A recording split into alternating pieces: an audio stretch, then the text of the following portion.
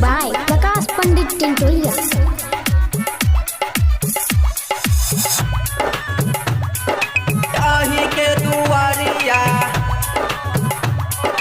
आही के दुआरिया ये लचही देवघर भोला जल हम चढ़ाबियो कामोद लके बाबा सिंहेश्वर जाबियो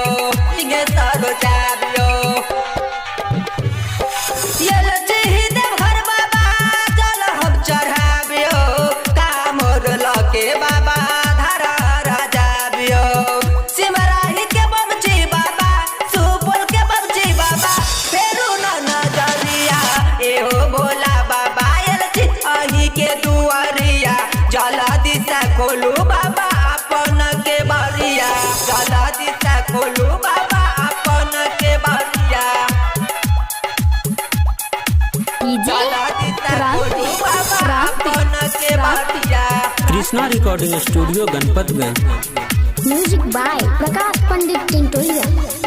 जला दिशा खोलू बाबा अपन के बरिया जला दिशा खोलू बाबा अपन के बरिया। राइटर प्रकाश पंडित लिखो गीतिया सुमित अजित बढ़म पर फेरू न नजरिया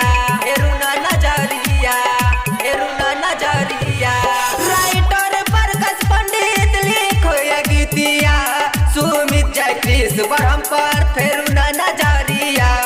शंभु कुमार के बाबा शंभु पंडित के बाबा सुना न अरजिया एहो भोला बाबा एलची अही के दुआरिया जल्दी से खोला बाबा अपन के बरिया। शंभु कुमार की धमाकेदार प्रस्तुति।